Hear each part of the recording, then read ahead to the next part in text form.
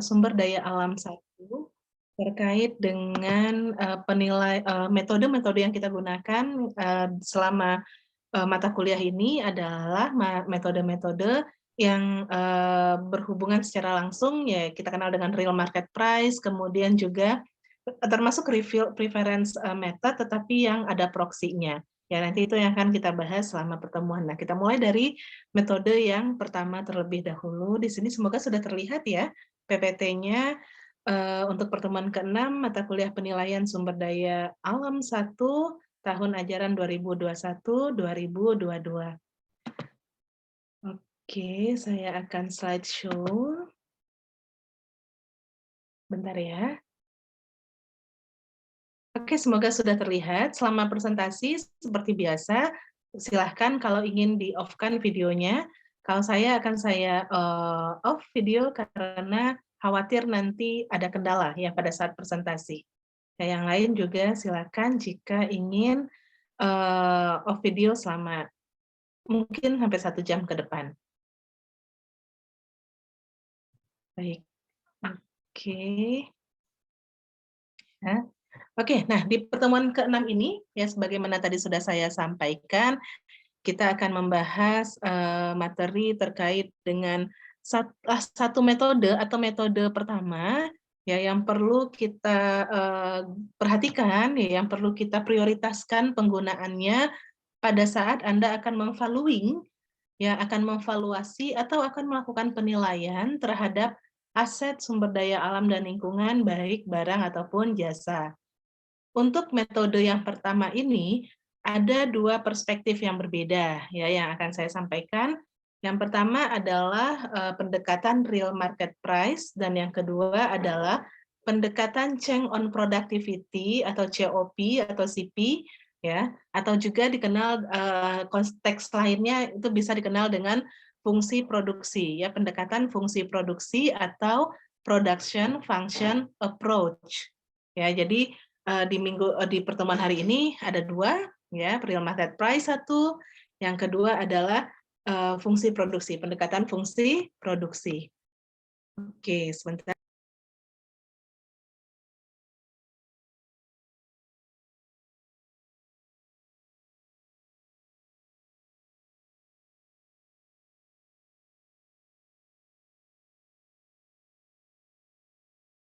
Oke, nah sebentar ya. Nah, di sini learning outcome-nya, ya atau capaian pembelajaran untuk ini mohon maaf ya, seharusnya minggu ke-6, P ke-6 adalah setelah mendapatkan mata kuliah ini, Anda diharapkan ya atau mahasiswa diharapkan mampu memahami konsep dalam penerapan pendekatan atau metode real market price dan pendekatan fungsi produksi ya ataupun perubahan produktivitas dalam penilaian ekonomi sumber daya alam.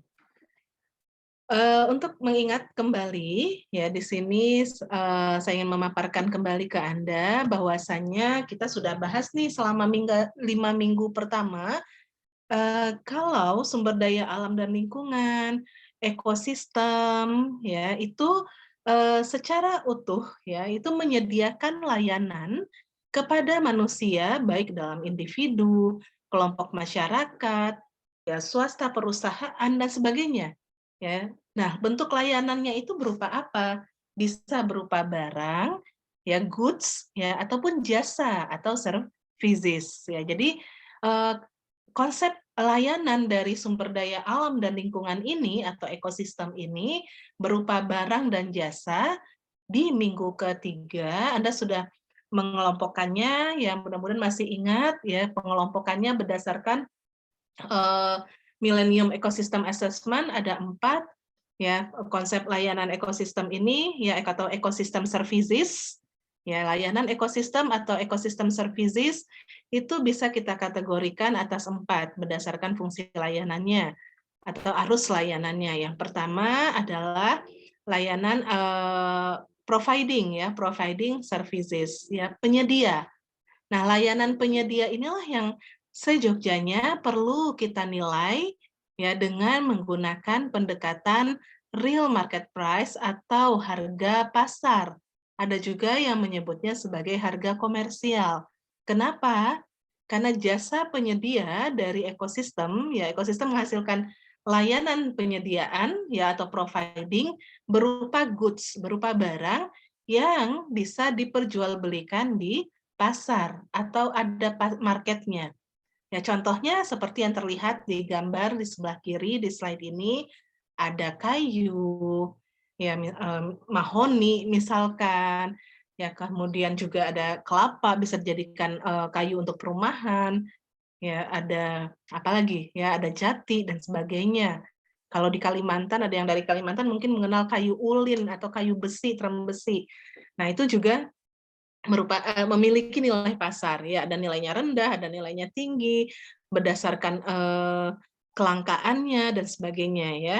Nah kemudian ada madu juga yang dihasilkan dari hutan seperti yang terlihat di sini. Ya, kemudian ada daunan, ini juga mungkin sebagian itu memiliki nilai pasar karena dijual begitu ya, ada nilai komersialnya untuk pakan ternakkah atau untuk hal-hal lain. Ya, kemudian juga ada ranting. Ya, ranting ini bisa memiliki nilai pasar juga di beberapa tempat, bisa juga tidak. Nah, kalau tidak nanti kita lihat dia fungsinya sebagai apa. Apakah kita bisa dekati dari nilai tertentu. Ya, kemudian kalau kita lihat ke pesisir, ke pantai, ke ocean atau ke laut dalam, ada ikan yang dihasilkan. Ya, jenis ikan-ikanan, apakah kalau ini pasti ikan air tawar sepertinya ya. Ya, kalau ikan air tawar itu juga bisa dari sungai, ya ada ikan muara, ikan karang, ya ada udang dan sebagainya, termasuk juga terumbu karang, ya. Ada rumput laut, ada lamun. Nah, selagi dia memiliki nilai komersial, ada marketnya, maka nanti kita perlu menggunakan metode yang pertama sekali yang harus kita gunakan yaitu real market price, ya. Nah, sebelum ke sana, ya kita lebih detail membahas mengenai real market price ini, ya Anda juga harus mengingat kembali bahwasanya adanya perubahan layanan SDAL atau sumber daya alam dan lingkungan, baik dari sisi kualitas ataupun kuantitasnya. Ya, jadi kalau dari kualitasnya misalkan terjadi pencemaran, memengaruhi pesisir, memengaruhi sungai, ya memengaruhi hutan dan sebagainya. Nah, ini kan berarti kualitasnya terjadi perubahan.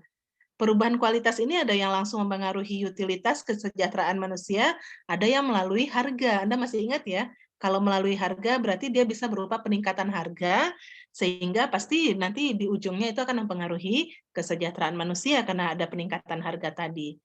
Nah, bisa juga perubahan layanan sumber daya alam dan lingkungan ini selain tadi karena kualitasnya yang berubah, apakah lebih buruk atau lebih baik, juga dipengaruhi oleh perubahan kuantitasnya.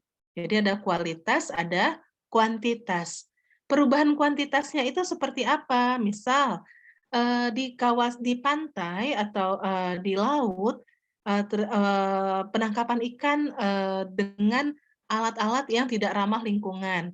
Ya, kalau sekarang kan ada namanya cantrang, begitu Anda mungkin mengenal cantrang, dianggap sebagai alat tangkap yang tidak ramah lingkungan karena terlebih lagi kalau ukuran netnya atau mesh size-nya itu kecil begitu ya, misalkan kurang dari 2 senti. Nah, itu bahaya sekali karena yang kecil-kecil juga akan terangkat.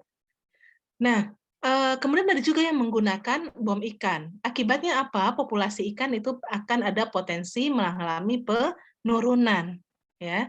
Habitatnya rusak dalam jangka panjang, jumlah populasi ikan di laut mungkin tertentu ya, untuk, ikan tertentu itu juga akan mengalami penurunan. Berarti perubahan layanan sumber daya alam lingkungan itu juga merujuk kepada kuantitasnya yang berkurang, sehingga produksi juga berkurang. Ya, nah ini tentu akan mempengaruhi faktor-faktor input, effort akan lebih besar, biaya yang dikeluarkan untuk mengekstraksi sumber daya itu juga akan bertambah, ya harga-harga tentu akan meningkat, pendapatan juga pasti akan terpengaruh, baik pendapatan produsen sebagai orang yang mengekstraksi atau pihak yang mengekstraksi, produser ya, kemudian juga bisa dari sisi konsumennya, ya. Nah, ini bagaimana kita melihat begitu bahwasanya dalam pengelolaan sumber daya alam dan lingkungan, kita betul-betul harus memperhatikan apa implikasinya nanti terhadap kesejahteraan. Salah satu bentuknya adalah terhadap pendapatan, ya terhadap aspek-aspek lainnya, ya. Nah, perubahan layanan ini, ya karena tadi juga akan memengaruhi, barang maupun jasa yang dihasilkan oleh ekosistem, ya atau sumber daya alam bagi kesejahteraan manusia, ini juga akan perlu kita nilai. Jadi kita bisa melihat sebelum terjadi perubahan dan setelah terjadi perubahan. Apa yang terjadi? Bagaimana efeknya terhadap nilai ekosistem tersebut? Bagaimana efeknya terhadap kesejahteraan? Konsep tata kelola sumber daya alam seperti apa yang perlu kita lakukan supaya kita bisa memperbaiki kondisi ekosistem tersebut. Ya, nah itulah fungsi kita memberikan nilai, ya termasuk tentunya nilai goods-nya ini. Walaupun dia diperdagangkan di pasar, tapi itu kan clear ya manfaatnya secara langsung atau kita use value. Anda masih ingat ya, direct use value bagi manusia. Nah, untuk melakukan penilaian-penilaian tersebut, untuk kita melihat bagaimana, aset-aset sumber daya alam tadi memengaruhi kesejahteraan, tentu kita harus membangun sebuah model. Ya, model ini bisa model sederhana atau nanti kita membangun model yang kompleks untuk nilai jasa dari sumber daya atau ekosistem yang, lain ya, seperti misalkan cultural services atau provisioning dan sebagainya. Nah, kita bisa mengetahui nanti ya, bagaimana perubahan surplus produsen dan konsumen, ya surplus konsumen terkait dengan perubahan lingkungan serta dampaknya terhadap kesejahteraan. Jadi kenapa di sini ditekankan lagi konsep surplus produsen dan konsumen? Karena ini merupakan basis teori yang mendasari penilaian sumber daya alam. Ya, kita berhubungan dengan kesejahteraan, utilitas. Nah, untuk melihat kesejahteraan dan utilitas tersebut, basisnya jangan lupa nanti tentu ya yang akan kita nilai itu berdasarkan konsep surplus produsen maupun konsumen.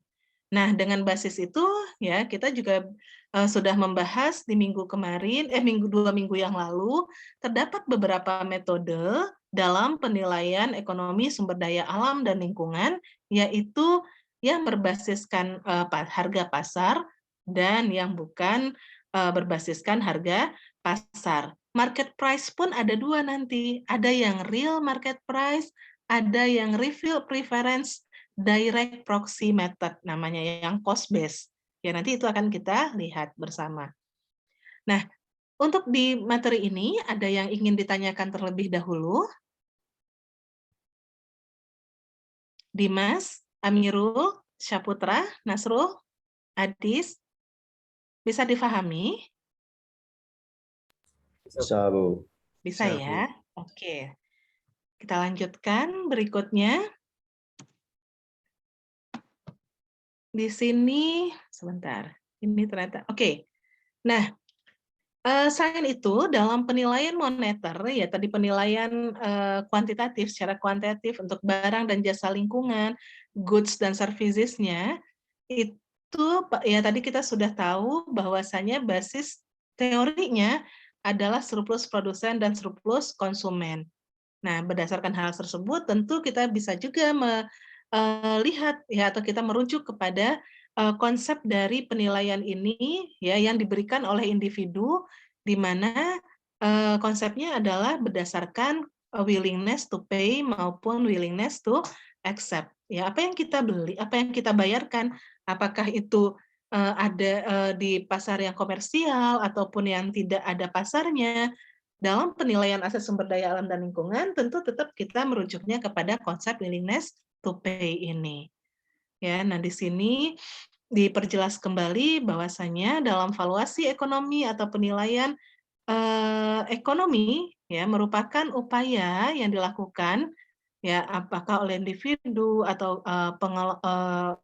governments begitu ya untuk memberikan nilai kuantitatif atau moneter terhadap barang dan jasa yang dihasilkan sumber daya alam dan lingkungan baik yang memiliki nilai pasar ataupun non pasar.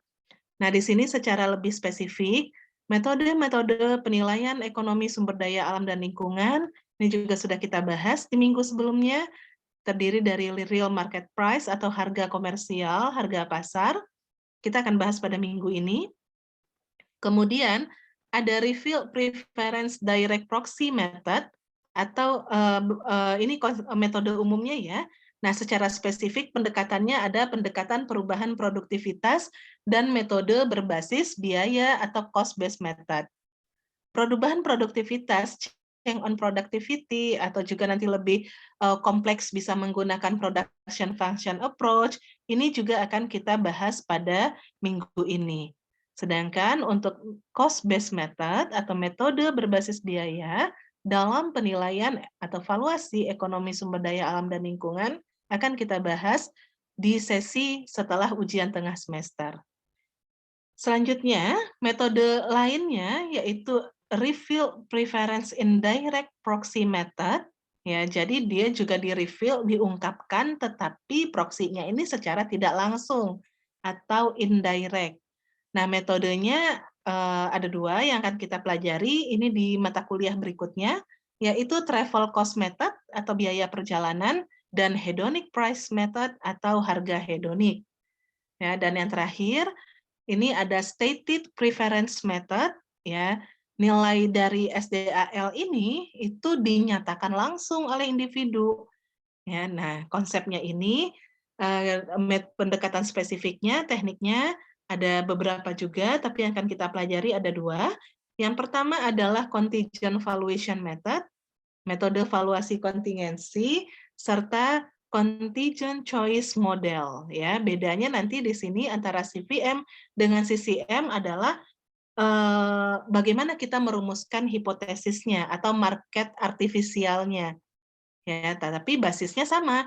Namanya stated berarti WTP-nya dinyatakan langsung ya oleh individu.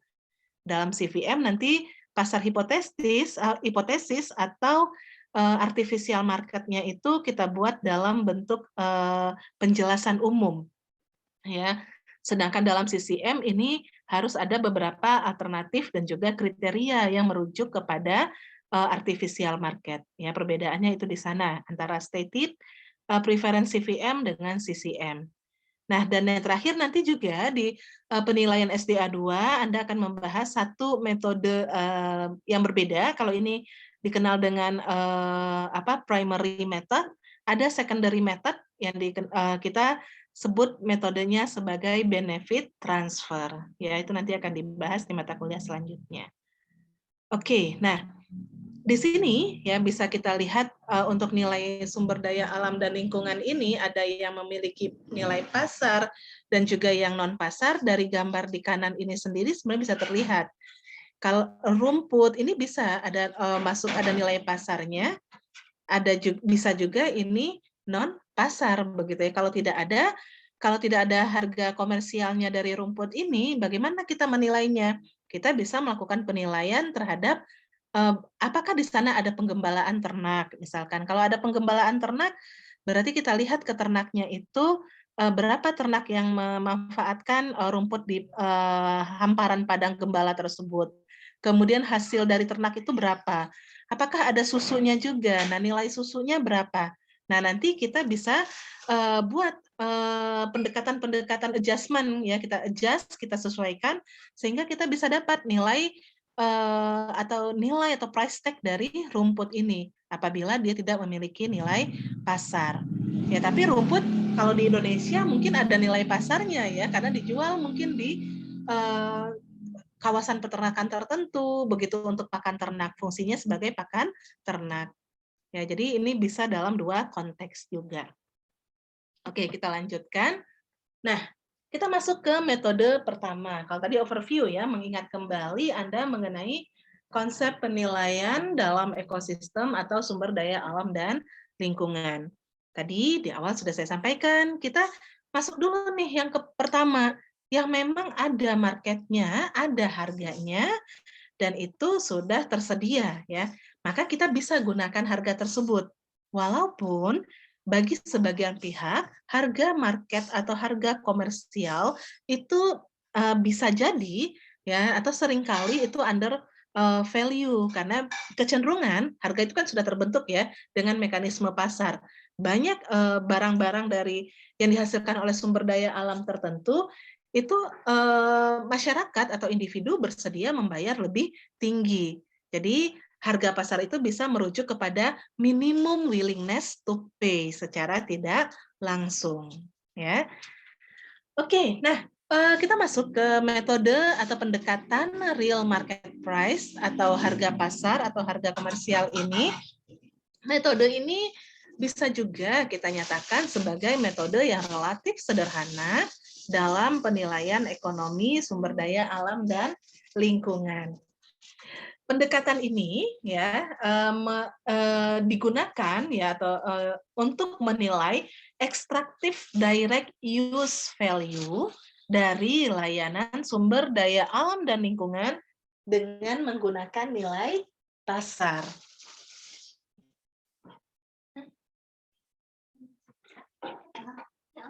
Nah, kemudian ya contohnya dari Anda ingat ya, extractive direct use berarti dia masuk kategori kalau dalam total economic value, dia masuk ke dalam use value, direct use value itu kan ada dua. Ada yang ekstraktif, ada yang non-ekstraktif. Yang ekstraktif itu goods-nya yang dihasilkan misalkan ranting, daun, ikan, udang, begitu ya. Yang non-ekstraktifnya apa? Itu masuk ke cultural services, yaitu jasa wisata.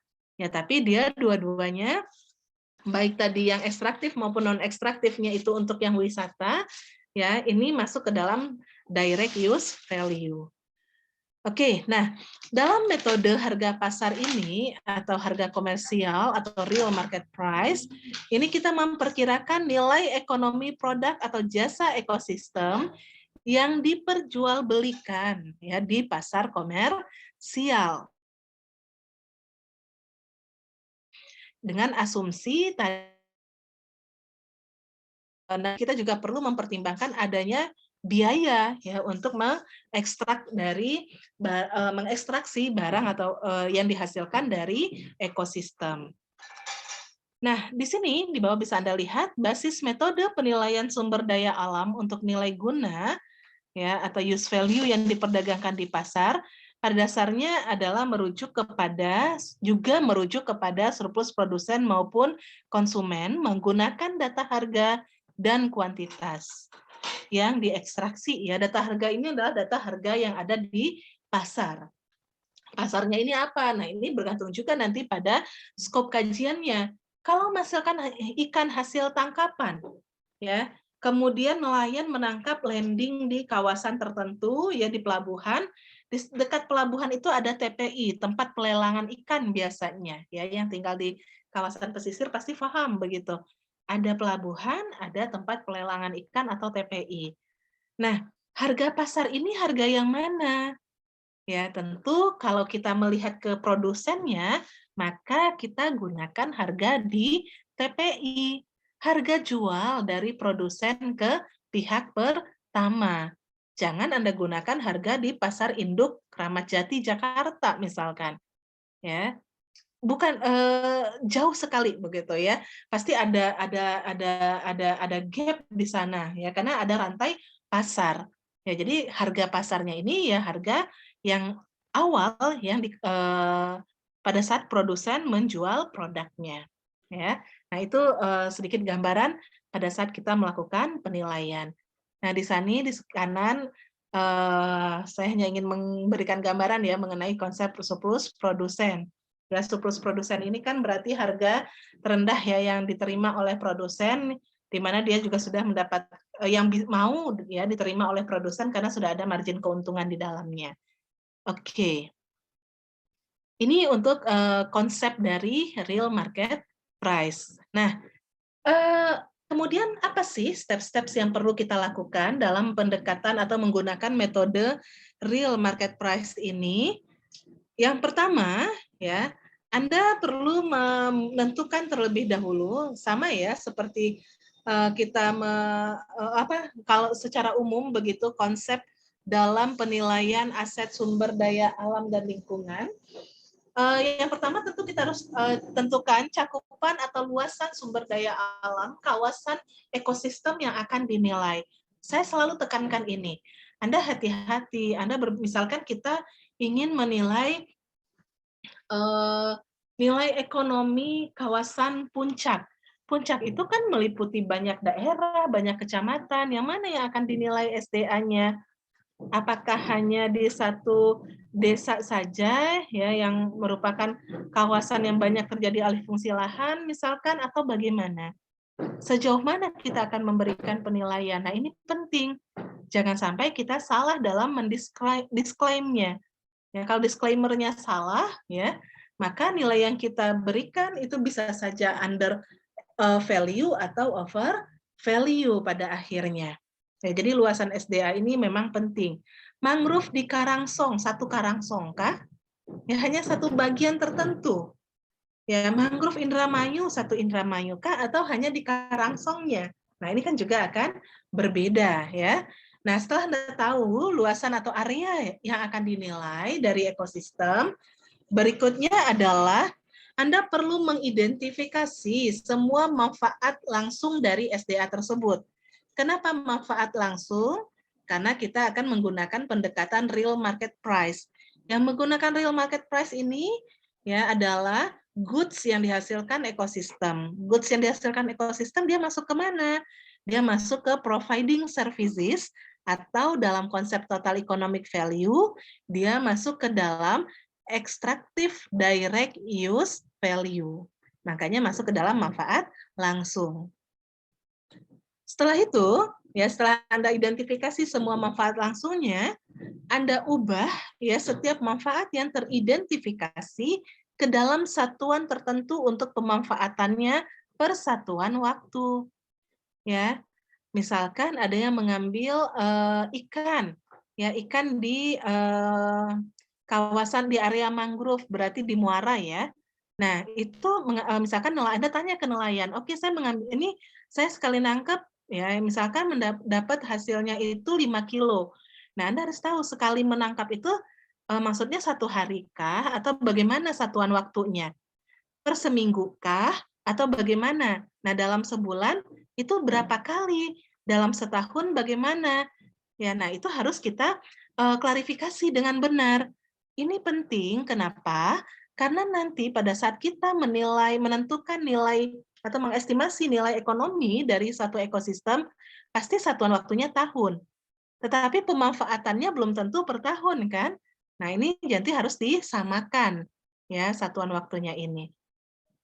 Oke, setelah Anda ubah ya ke dalam satuan ukuran tertentu persatuan waktu, selanjutnya kita cari tahu berapa harga pasar sesungguhnya dari setiap unit manfaat yang teridentifikasi tersebut.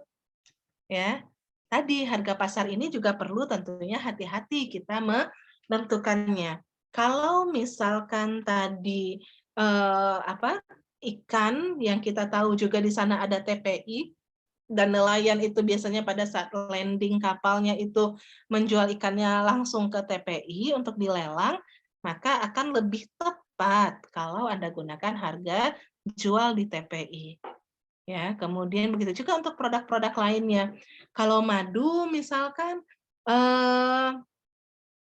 Anda tanya ya juga ke peternak madu, pengambil madunya, ya berapa harga jualnya ke pihak pertama. Nah, itu akan lebih tepat ya dalam melakukan penilaian ya, walaupun bisa saja ya nilai tersebut juga kadang dianggap orang itu kalau nilai seperti itu yang kita gunakan itu akan menyebabkan underestimate. Karena apa? Nilai sesungguhnya dari madu itu kan apalagi madu hutan asli begitu. Itu nilainya tinggi. Kalau kita pakai harga di tingkat petani ya atau pengambil madu, itu nilainya rendah karena tadi rantai pasarnya panjang begitu. Nah, ini ya silakan saja nanti Anda sebagai peneliti menentukan dengan tepat yang mana yang akan diambil. Ya. Kalau dianggap itu terlalu rantai pasoknya itu kalau tadi perikanan itu kan beda ya, di TPI itu memang itu sudah legal begitu dan itu bisa kita jadikan sebagai harga yang tepat. Ya, tapi kalau untuk madu tadi madu hutan asli ya jangan-jangan kalau beli dari ini beli ke tengkulak. Tengkulak itu harganya kan pasti ditekan sekali begitu. Nah, ini bahaya juga ya. Ya, padahal harga dari madu itu jangan-jangan sampai 10 kali lipatnya. Nah, ini perlu kita perhatikan lagi ya. Nanti memang untuk satu persatu nilai aset sumber daya ini, manfaat langsung ini, itu teknik kita menentukan nilainya itu bisa berbeda-beda. Ya, nanti dengan Anda semakin sering latihan atau Anda tahu bagaimana bisnis prosesnya, maka kita akan bisa lebih tepat menentukan harga mana yang akan kita gunakan. Nah, setelah dapat harga sesungguhnya, kita kalikan dengan satuan tadi, pemanfaatannya per satuan waktu ini, misalkan atau 1 tahun sudah, kita pastikan untuk 1 tahun, ya berapa kilo, berapa liter, dan sebagainya, atau berapa berapa unit, atau apapun, ya nanti kita kurangi dengan biaya ekstraksi juga. Ya, nah nilai dari manfaat dikurang biaya tersebutlah yang masuk ke dalam nilai ekonomi dari aset atau goods yang dihasilkan oleh suatu ekosistem. Bisa ya difahami ya?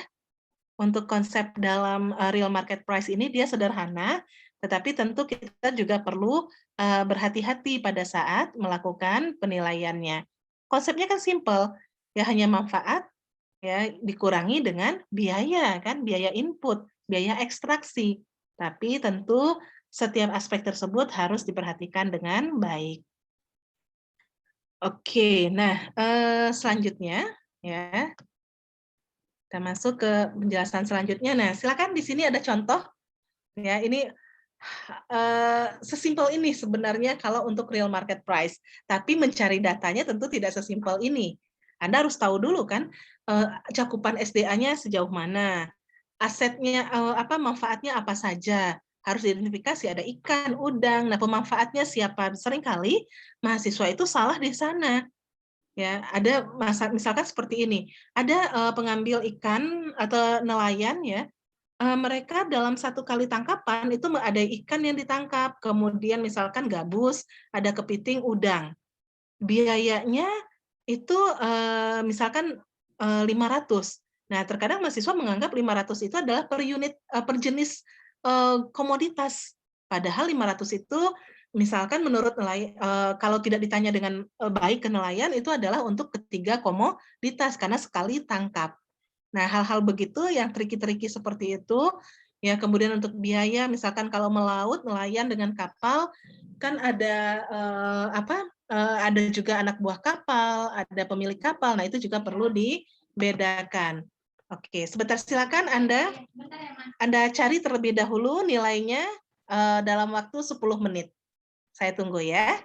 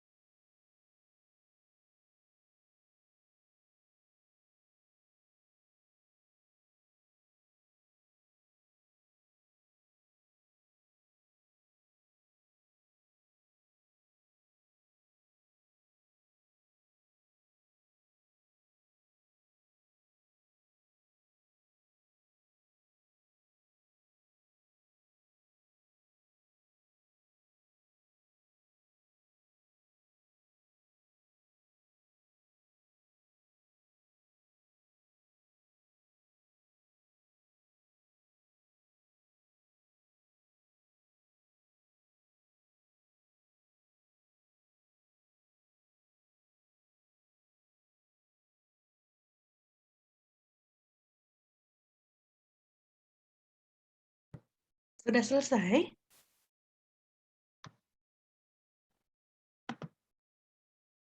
Gimana Joshua, Faras? Ya, Bu. Sudah ya? Oke. Nah, ini metode ini contoh dari real market price ini memang sederhana ya, tapi kembali lagi saya tekankan Anda nanti pada saat kalau memang menggunakan metode ini ya untuk penilaian aset SDAL, nah ini harus betul-betul diperhatikan ya dengan cakupan SDA-nya, kemudian juga tadi manfaat yang diambil ya oleh individu atau oleh masyarakat itu apa saja, satuan unitnya bagaimana, satuan waktunya seperti apa, dan juga untuk biaya.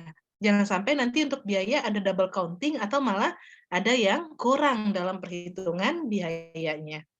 Nah, dari nilai ini ya untuk ini juga bisa untuk real market price ini, selain Anda melakukan penilaian untuk aset SDAL dalam kondisi ex ante, kondisi sebelum misalkan tidak ada perubahan atau kondisi saat ini, bisa juga kita lihat kalau misalkan terjadi perubahan. Perubahan tadi bisa karena perubahan kualitas misalkan ya, atau terjadi pencemaran, atau terjadi kerusakan sumber daya yang berimplikasi terhadap berkurangnya hasil tangkapan. Contohnya kalau saya pernah ke Siak begitu ya, ke Riau, di salah satu sungai, ya itu dulu misalkan di atas 5 tahun yang lalu, itu masyarakat biasa menangkap jenis ikan tertentu yang bisa dikonsumsi, bisa juga dijual. Ya setiap hari mereka bisa menangkap ikan. Tetapi 1-2 tahun terakhir misalkan tangkapan itu jauh berkurang. Kadang mereka tidak dapat ikan sama sekali. Nah, ini kan ada sesuatu begitu ya dalam sesuatu di kondisi sumber daya alam atau ekosistem sungai di daerah Siak tadi. Ya, salah satu yang dianggap juga menyebabkan terjadi penurunan kualitas sungai tersebut dari masyarakat adalah karena adanya perkebunan kelapa sawit yang budidayanya itu tidak lestari. Pemupukan atau sawit itu berada sangat dekat ke aliran sungai. Harusnya 5 atau 10 meter dari sempadan sungai kan tidak boleh ya ada sawit. Ya, ada yang punya sawit di sini? Ya, Anda tahu kan kalau dari sungai sama seperti perumahan ya, 5 atau 10 meter dari sempadan sungai kan tidak boleh ada perumahan, juga tidak boleh ada perkebunan. Ya, kenapa? Karena biasanya kalau perkebunan atau pertanian itu kan ada pupuk atau pestisida kimiawi ya atau non organik ya, yang non organik yang cenderung diberi dalam jumlah banyak nanti terilis ke sungai. Terilis ke sungai tentu akan mencemari air sungai. Bisa juga menyebabkan terjadi pendangkalan dari aktivitas pertanian atau perkebunan, ya ataupun perumahan. Ya makanya ada memang aturan kan berapa jarak dari pinggir sungai itu yang tidak boleh dilakukan untuk kegiatan perkebunan ataupun perumahan. Nah ini implikasinya yaitu tadi hasil dari ekosistem sungai ini yang akan berkurang, contohnya ikan. Nah kita juga bisa lihat, oh ternyata ada aktivitas perkebunan, nilai ekonomi dari perkebunan bagi PDRB itu mungkin meningkat. Ya, tapi kemudian bagi masyarakat ada korbanan biaya, ya hasil tangkapan masyarakat di sungai itu menjadi berkurang. Awalnya mereka menjadikan sungai itu sebagai salah satu area mata pencaharian, sekarang mungkin tidak bisa lagi. Nah, itu juga bisa ke arah sana kita melihatnya. Perlu tata kelola kan? Bagaimana penanganannya? Makanya ada beberapa aturan. Nah, ini contoh di sini itu adalah seharusnya ada ceritanya ya. Jadi apabila terjadi perubahan kualitas dari sumber daya alam itu menyebabkan perubahan hasil tangkapan. Nah, ini bisa kita lihat berapa kerugian ya karena ada perubahan kualitas sumber daya alam. Nah, ini kan merujuk kepada perubahan kesejahteraan dari masyarakat nantinya. Ya, tetapi kita abaikan dulu konsep perubahannya, kita lihat di sini perhitungannya. Berarti untuk total penerimaan adalah berapa nilainya? Total hari melaut dikali dengan hasil tangkapan, begitu? Iya, Bu. Dikali Dikali dengan harga harga. Hasilnya adalah 1 M. 1 miliar. Kemudian biayanya kita asumsikan di sini biaya variabel saja ya. Karena kalau kita masukkan biaya investasi, berarti harus ada biaya pembelian kapal. Kita harus hitung juga nilai penyusutan dari kapal. Ya, kita asumsikan di sini biaya variabel saja. Nah, atau Anda kalau mau memasukkan biaya investasi itu juga akan lebih baik. Kalau menangkap ikannya itu memerlukan kapal, mesin kapal, nanti harus dilihat dengan nilai penyusutan ya. Perhitungannya karena per tahun berarti adalah nilai penyusutan. Nah, dengan asumsi di sini hanya biaya variabel, berapa biayanya? 200 hari melaut dikali dengan biaya per kilogramnya 250 dikali dengan 10.000. 500 Hasilnya adalah setengah 100 juta. 500 juta ya, atau setengah miliar. Nah, dengan asumsi tadi ini surplus produsen itu adalah nilai bisa merujuk kepada nilai tambah yang diterima oleh produsen ya dengan tetap mendapatkan margin keuntungan, maka di sini bisa kita nyatakan keuntungannya atau pendapatan ya, pendapatan atau penerimaan surplus produsen ini. Kita bisa analogkan sebagai penerimaan atau pendapatan dalam ekonomi. Pendapatan atau penerimaan? Pendapatan bukan. Pendapatan itu penerimaan dikurang biaya kah? Ayo, hati-hati juga ya nanti di sana. Kita kan terbiasa begini, Bapak Ibu pendapatan sebulannya berapa? Oh, saya 5 juta, saya 2 juta. Ya, pendapatan yang Anda maksud itu sebenarnya adalah penerimaan rumah tangga atau penerimaan individu kan? Gajinya berapa? 5 juta, gaji itu penerimaan. Pendapatannya berapa? 5 juta dikurang dulu biaya rumah tangga. Petani juga sama. Berapa nih Pak pendapatannya? Ya kalau Anda tanya pendapat, oh dari ini nilai, oh saya biasanya hasil panennya 100 kilo, harga per kilonya itu 10.000. Tinggal Anda kali, itu baru penerimaan. Walaupun secara common, orang di Indonesia disebutnya sebagai pendapatan. Tapi dalam konsep ekonomi itu adalah penerimaan. Anda tanya dulu, Pak, berapa biaya usaha taninya? Ya, per musim tanam tadi yang menghasilkan sekian kilo padi. Ya, sekian kilo padi kemudian menjadi sekian kilo gabah kering giling misalkan yang dijual. Nanti dilihat biayanya. Ya, setelah penerimaan dikurang biaya, itulah yang disebut dengan pendapatan usaha tani. Pendapatan usaha tani itulah yang masuk ke dalam penerimaan rumah tangga. Beda lagi ya. Jadi hati-hati ya kan. Kita berbicara ada usaha tani. Pendapatan usaha tani adalah penerimaan dikurang dengan biaya usaha tani. Dapatlah pendapatan usaha tani, masuk dia ke dalam rumah tangga. Itu dikenal dengan penerimaan rumah tangga. Ditambah dengan penerimaan anggota keluarga lainnya dari gaji-gaji lainnya, dikurang dengan biaya rumah tangga, baru pendapatan rumah tangga. Ya itu jangan lupa ya, walaupun nggak ke arah sana sampai sedetail itu kita, tapi konsep itu harus menjadi dasar Anda. Ya, apa konsep penerimaan, apa konsep pendapatan. Oke, berarti bisa ya menggunakan surplus produsen atau real market price ini dalam penilaian aset sumber daya alam dan lingkungan, ya atau aset ekosistem atau goods yang dihasilkan.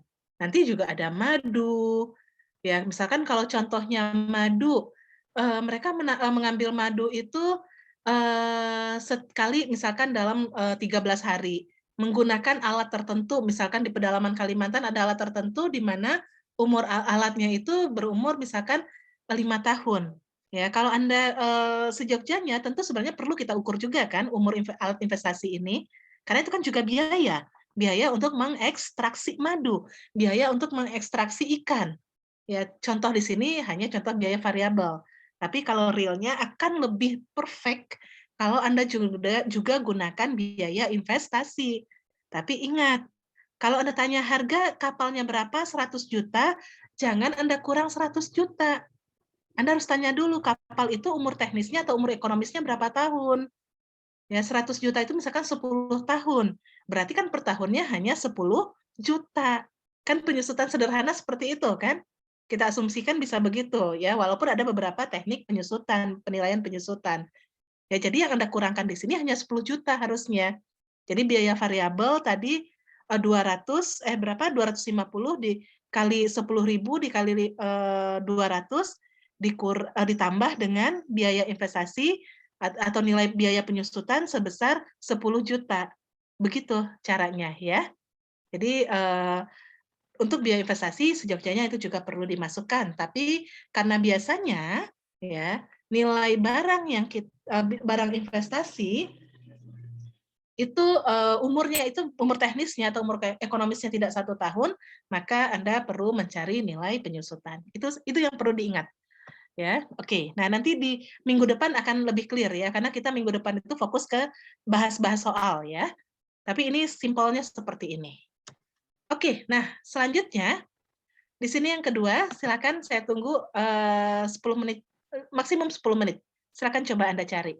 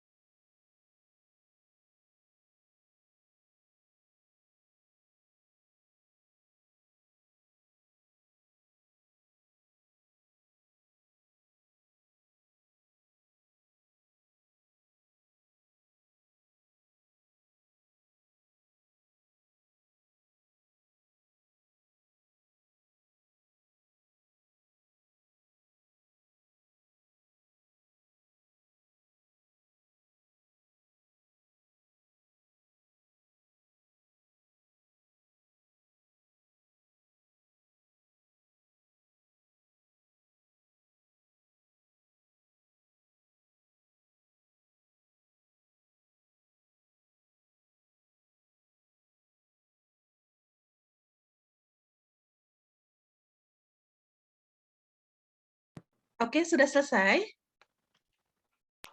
Sudah, Bu. Sudah. Oke, berapa hasilnya? Adis? 345 juta. 345 juta. 345 juta, oke. Faras 345 juta. Putri, Puja berapa? Putri Zakia dengan Puja Pri Rahayu? Putri. Putri bisa tuliskan di kolom chat tidak, Putri? Atau Octavia deh. Putri. Octavia, Nila. Kayaknya nggak ketiduran kan? Jangan-jangan saya ngedongeng. Cuaca lagi mendung lagi kan? Di Bogor sih beberapa hari ini hujan terus gitu, siang sampai mendekati malam. Kalau Putri, mana nih Putri Zakia? Putri Zakia, Puja Pri Rahayu, Octavia, Nila Vicky Yulianti. Aduh, ibu-ibunya lagi masak kayaknya nih, Rio. Teman-temannya Rio nih yang ibu-ibu lagi masak. Persiapan udah mendekati jam makan siang. Wirda gimana? Wirda hasilnya berapa Wirda? Rinda? Kartika? 345 juta, Bu. Oke. Berarti Rinda masih available ya, Rin? Tapi di sini apa yang bisa Rinda kritisi dari soal ini, Rinda? Tadi kan kita sudah bahas yang contoh penangkapan ikan ya, di sini untuk ekosistem padi sawah. Ya, juga bisa kita lihat di satu hamparan misalkan Subak di Bali, kita ingin menentukan nilai ekonomi dari ekosistem padi sawah Subak di Bali itu juga bisa. Konsepnya sama seperti ini kalau untuk hasil padinya. Nah, apa yang ada yang ingin Rinda kritisi dari soal ini?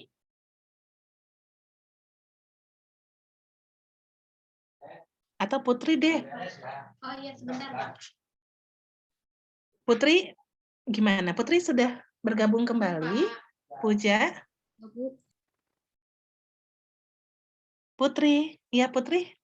Putri sama hasilnya? Putri? Ya, Bu, sama, Bu. Sama, oke. Ada sesuatu yang aneh kah menurut Putri? Atau ada yang perlu diimprove dari soal ini, Putri?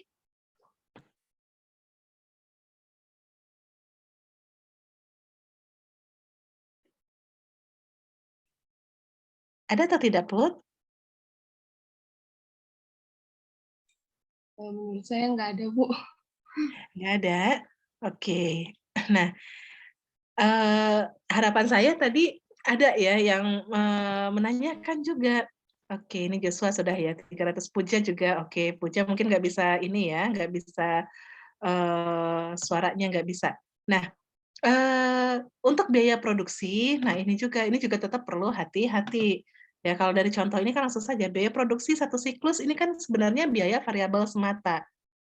Ya, apakah dalam kegiatan pertanian itu tidak ada investasi? Ya, nah ini juga perlu nanti diperhatikan ya.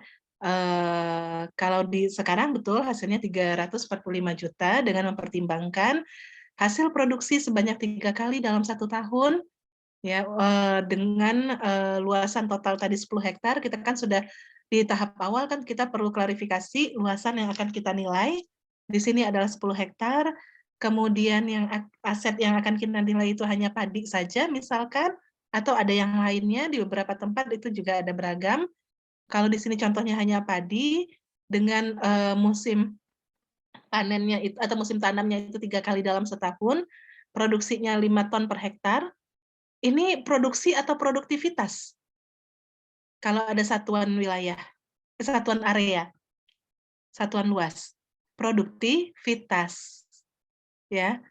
Berapa produktivitas sawah di daerah A? 5 ton per hektar. Kalau ada pernyataan satuan jumlah, ya kuantitas per satuan area, itu biasanya merujuk ke produktivitas. Produksi itu dikali dengan total area, ya. Itu Jadi sudah harus mulai terbiasa juga ya, harus dikritisi hal-hal yang simpel, ya bisa salah, bisa kurang tepat begitu ya. Kemudian di sini harga gabah, ya di sini juga perlu diperhatikan harga gabahnya ini gabah kering basah, harga gabah kering giling begitu. Di pasaran ini pasaran yang mana? Kan beda pasar di dekat rumah saya di Dramaga, Bogor dengan pasar induk Ramat Jati dengan pasar di tingkat petani begitu. Ya. Kemudian biaya produksi di sini adalah 7 juta per siklus berarti dikali 3 ya per hektarnya, nanti dikali lagi dengan 10 hektar. Nah, ini hasilnya tadi sebanyak 345 juta. Itu menunjukkan nilai ekonomi dari ekosistem padi sawah di daerah A dengan luasan 10 hektar. Ya, seperti itu cara membahasnya. Nilai ekonominya hanya untuk padinya saja. Tapi kalau ada hasil lainnya ini belum diperhitungkan. Jadi nilai sebesar 345 juta itu ya hanya hasil padinya saja. Oke, nah kita lanjutkan ya. Nah, yang kedua, ya metode yang kedua, kalau tadi yang pertama itu adalah real market price ya. Yang kedua, metodenya juga sama, berhubungan dengan produksi atau produktivitas juga. Ya, tapi konsep yang pertama itu yang ada harga komersialnya, kita gunakan harga pasar, menggunakan real market price. Yang kedua, kita lihat jasa lingkungan dari aset sumber daya alam tertentu, begitu ya, jasa lingkungan tertentu dari ekosistem atau dari sumber daya alam yang memengaruhi goods-nya, yang memengaruhi produksi dari yang terdapat di ekosistem tersebut. Ya, yang memengaruhi goods atau barang yang memiliki nilai pasar. Ya, contohnya tadi di awal di slide keberapa saya lupa, slide ketiga apa keempat ya, melihat berapa nilai dari padang rumput gembalaan ya yang tidak ada marketnya, ya tidak ada nilai komersial atau harga komersialnya. Tapi keberadaan padang rumput itu memengaruhi produksi atau produktivitas dari si sapi perah dalam menghasilkan dan juga sapi pedaging dalam menghasilkan susu dan juga menghasilkan daging ya. Nah, ini berarti kita bisa nilai secara tidak langsung. Ya nilai dari nilai dari padang rumput tersebut kita reveal atau kita ungkap ya secara langsung melalui harga dari daging maupun susu sapi. Ya, nah, itu yang dimaksud dengan reveal preference direct proxy berbasis pendekatannya bukan biaya ya, yaitu change on productivity atau production function approach. Ya, nah tapi secara umum reveal preference direct proxy ini kan ada dua. Ada tadi yang basisnya benefit, ada yang basisnya cost ya. Nah, yang berbasis cost base ini akan kita bahas di sesi UAS, di sesi setelah UTS, yaitu berdasarkan estimasi biaya yang timbul sebagai akibat dari perubahan dalam penyediaan barang dan jasa lingkungan. Contohnya mangrove sebagai pemecah ombak, berapa nilainya? Kan nggak dijual mangrove sebagai pemecah ombak. Kita dekatilah dari biaya pembuatan ya pemecah ombak artifisial ya, menggunakan beton atau turap bambu dan sebagainya. Nah, inilah yang dimaksud dengan cost based method. Nah, yang kedua, kita menilai perubahan lingkungan dengan mengamati hubungan fisik atau dose respon relationship. Ya, makanya kemudian kita secara spesifik pendekatannya disebut dengan production function approach karena ada fungsi dose respon ini di dalamnya. Ya. Nah, kita mengamati hubungan fisik yang ada antara perubahan lingkungan dengan reseptor. Reseptornya itulah tadi kalau tadi kita ingin menilai si padang gembalaan, padang rumput, reseptornya berarti sapi perah atau sapi pedaging. Ya, nah pendekatannya nanti ada dua, change on productivity atau production function approach. Ya, oke kita lihat satu persatu. Nah, untuk pendekatan change on productivity atau production function approach ini sebenarnya sama ya konsepnya. Basisnya adalah dose respon, ada hubungan sebab akibat. Cuman dalam production function, kita harus membangun model fungsi produksi menggunakan fungsi produksi Cobb-Douglas. Kalau dalam fungsi produksi biasa, kan kita pakai Cobb-Douglas biasa ya, Q sama dengan fungsi dari input begitu ya, termasuk harga dan sebagainya, jumlah dan harga. Nah, tetapi dalam fungsi produksi Cobb-Douglas ya, itu tidak dimasukkan unsur lingkungan. Nah, extended Cobb-Douglas production function itulah yang memasukkan nilai lingkungan, satu nilai lingkungan saja, jangan banyak-banyak. Karena kalau banyak-banyak masuk ke dalam fungsi produksi nanti Anda malah bingung. Ya, tapi kita tidak akan tidak akan sampai ke sana. Ya, kita hanya fokus pada change on productivity. Ini lebih simply ya, lebih simple.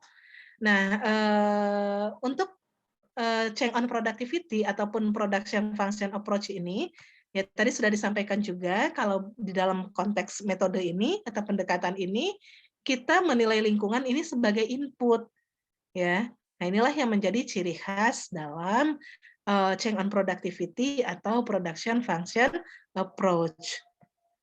Nah, pendekatan untuk metode fungsi produksi ini ya masuk dalam refill preference direct proxy ini, ya itu melihat hubungan langsung dan maupun tidak langsung antara barang dan jasa yang ada nilai pasarnya dengan yang tidak ada nilai pasar. Penggunaannya juga sudah sangat banyak, sudah sangat beragam dan lama. Misal di sini ada peneliti yang mengevaluasi dampak perubahan kualitas lingkungan hujan asam pada pertanian. Ya, hujan asamnya berarti kan kondisi climate yang bagus misalkan atau bagaimana efeknya terhadap pertanian, adanya polusi, bagaimana efeknya terhadap pertanian yang memiliki nilai pasarnya adalah pertanian. Kemudian di sini juga ada yang melihat manfaat water supply untuk kegunaan irigasi berdasarkan peningkatan produksi pertanian akibat irigasi tersebut. Nilai air irigasi bisa dua, ya, bisa dari harga airnya, tapi itu dianggap under value, bisa dari membangun dan menyediakan air irigasi tersebut, layanan fisik irigasinya, ya, jadi ada bangunan irigasinya, ada irigasi ini kan ada primer, ada sekunder, ada tersier, kemudian biaya untuk menyalurkan airnya, saya investasi, per tahunnya kita nilai, begitu, itu juga bisa untuk menentukan nilai dari air irigasi, ya, nilai ekonominya. Tapi selain itu juga bisa kita lihat dari benefitnya dengan ada air irigasi, itu akan mengakibatkan kegiatan pertanian meningkat sekian persen. Sekian persennya itu adalah nilai dari air irigasi. Karena kan yang menghasilkan pertanian bukan hanya air, pupuk juga, jenis bibit juga atau benihnya begitu ya. Jadi hubungan dose responnya harus diperhatikan dalam konsep change on productivity atau production function approach. Nah, di sini dalam pendekatan ini, baik CP maupun PFA ini, layanan baik itu barang jasa lingkungan sebagai input dalam produksi yang menghasilkan utilitas. Ya, itu sudah clear harusnya ya. Kemudian perubahan kualitas atau kuantitas atribut lingkungan menyebabkan perubahan terutama harga, ya bisa kuantitas, tapi nanti kita melinknya ke akhirnya adalah ke harga output yang dipasarkan. Nilai perubahan atribut lingkungan diproksi dari perubahan nilai pasar produk. Bisa juga dilihat dari perubahan kuantitasnya. Nanti kita lihat seperti apa. Ya. Nah, di sini tadi yang sudah saya sampaikan, misalkan kita ingin melihat berapa nilai rumput pakan yang tidak memiliki nilai pasar. Ya. Ini minggu depan kita akan coba beberapa contoh soal terkait. Nah, apa yang mendasari konsep tadi begitu? Kenapa kita harus bisa juga menilai jasa lingkungan yang tidak memiliki pasar berdasarkan harga dari barang yang memiliki pasar, barang lingkungan yang memiliki pasar, ya atau ada marketnya. Ya karena apa? Karena tadi perubahan dari inputnya tadi, input atau aset lingkungan yang tidak memiliki pasar ini, adanya perubahan kualitas maupun kuantitas di sini ya, sumber daya alam dan lingkungan pasti akan mempengaruhi jumlah dari produk yang dihasilkan yang kemudian memiliki nilai pasar. Ya, di sini bisa Anda lihat sumber daya alam dan lingkungan, ya konsep dari aliran barang dan jasanya ini itu menghasilkan jasa lingkungan yang bisa langsung dimanfaatkan oleh rumah tangga atau individu. Ya, air langsung dimanfaatkan, misalkan kemudian ada tanaman tertentu langsung dikonsumsi dan sebagainya, bisa juga dia menjadi bahan baku untuk proses produksi. Jadi kualitas maupun kuantitasnya akan sangat memengaruhi konsumsi oleh rumah tangga maupun proses produksi oleh perusahaan. Ya, perusahaan ini kemudian menghasilkan barang dari aset lingkungan tadi yang juga dimanfaatkan oleh rumah tangga, ya, di mana pembelian oleh rumah tangga ini akan mempengaruhi pendapatan perusahaan, harga juga pasti akan memengaruhi pembelian oleh rumah tangga, peningkatan harga tentu akan bisa saja menurunkan pembelian oleh rumah tangga sehingga menurunkan pendapatan perusahaan dan seterusnya. Dan semuanya ini saling terkait. Rumah tangga sendiri dari proses produksi barang dan jasa tadi menghasilkan limbah domestik. Ya, dia bisa mengakibatkan perubahan juga terhadap aset lingkungan. Bisa buruk, bisa ya tentunya kalau limbah biasanya lebih ke arah yang buruk ya, mengakibatkan terjadinya pencemaran. Terjadinya pencemaran selanjutnya akan meningkatkan beban biaya perusahaan untuk mengolahnya. Beban biaya perusahaan meningkat, harga meningkat, rumah tangga akan terciprat lagi biaya harga produk yang tinggi. Ya, selalu seperti itu siklusnya. Nah, ini berhubungan dengan konsep tata kelola nantinya. Ya, jadi sisa produksi maupun sisa rumah tangga ini pasti akan memengaruhi lingkungan.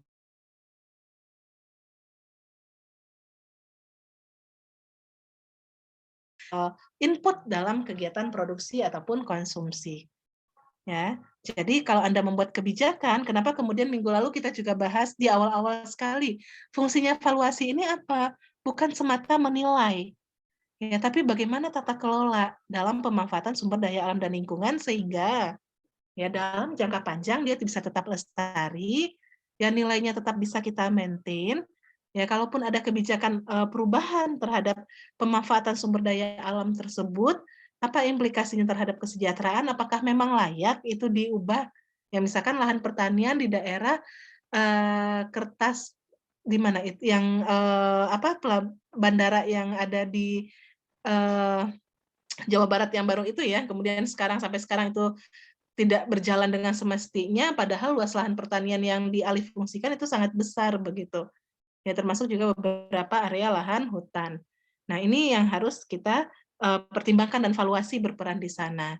Ya di mana dalam pendekatan check on productivity ya kita lihatlah dari perubahan kualitas lingkungan ini bagaimana efeknya terhadap layanan dari kualitas lingkungan terhadap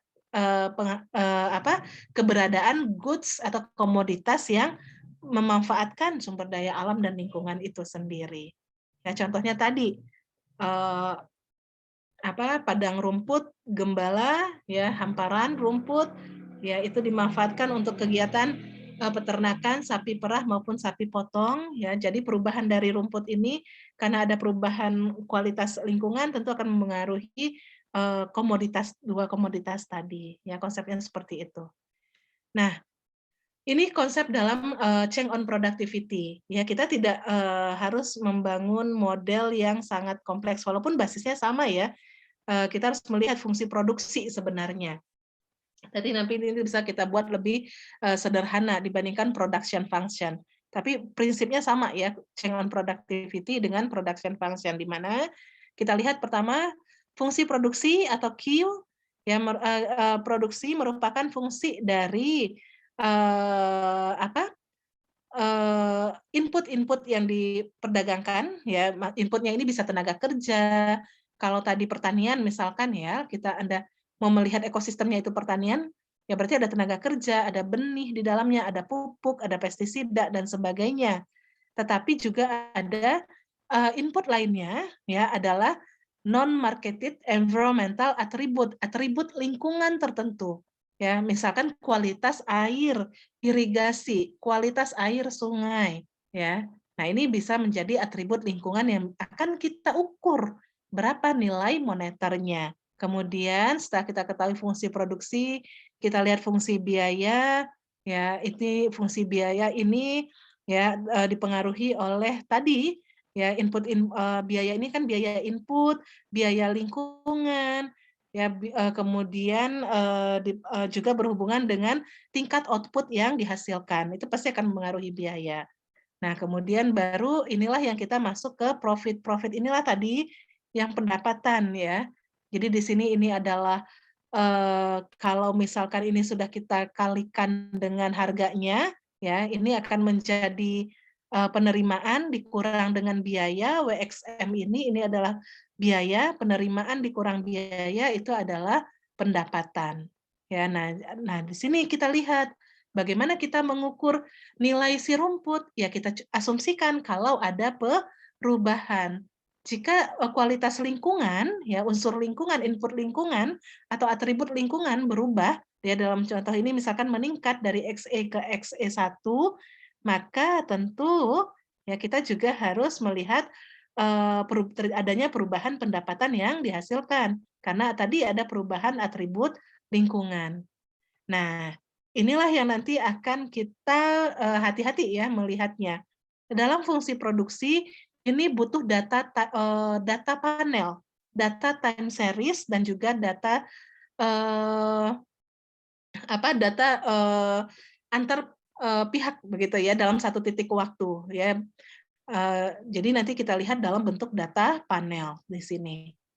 Ya, tapi kita tidak sampai ke sana. Nanti ini sekilas ya informasi bagi Anda konsep ekonominya seperti ini. Ya, jadi di sini bisa Anda lihat bagaimana perubahan barang dan jasa lingkungan pada produsen dan konsumen. Misalkan kita lihat pada produsen begitu, ya apabila terjadi perubahan atribut lingkungan. Ya, jadi di sini dengan asumsi harga input lain konstan, perubahan atribut lingkungan akan menyebabkan surplus konsumen naik menjadi area P1 P2 ya EC ya ini perubahan surplus konsumen ya. Kemudian surplus produsennya berubah dari P1C ya ke B ya ke menjadi P2 ke A ya kemudian ke E. Itu perubahan surplus produsen ya karena tadi ada perubahan atribut lingkungan.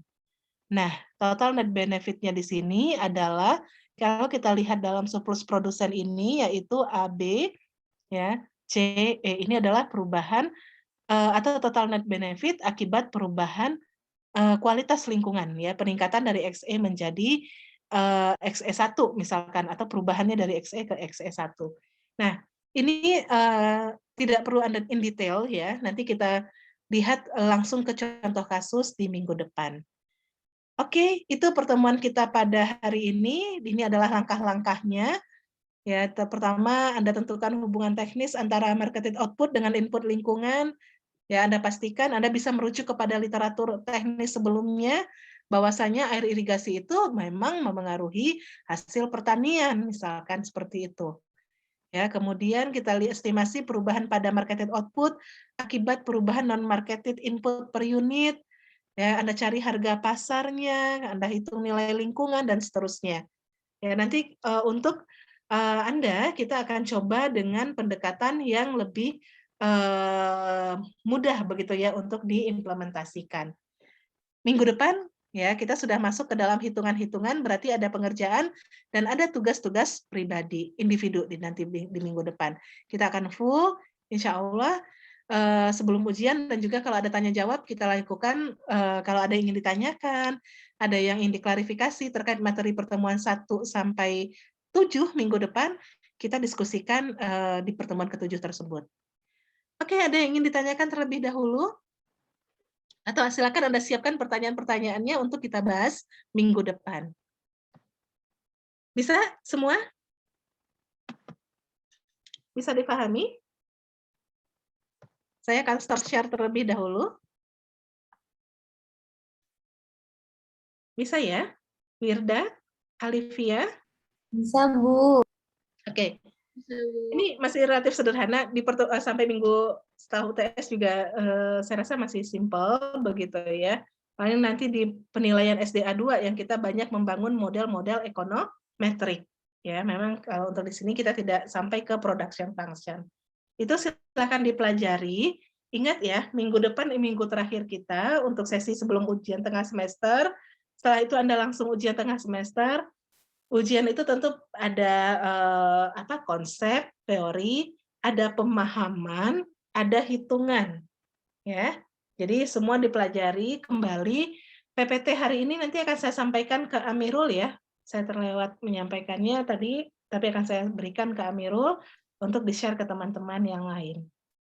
Izin Bu, kalau tidak- Ya, silakan Amirul. untuk PPT yang pertemuan kemarin belum di-share Bu.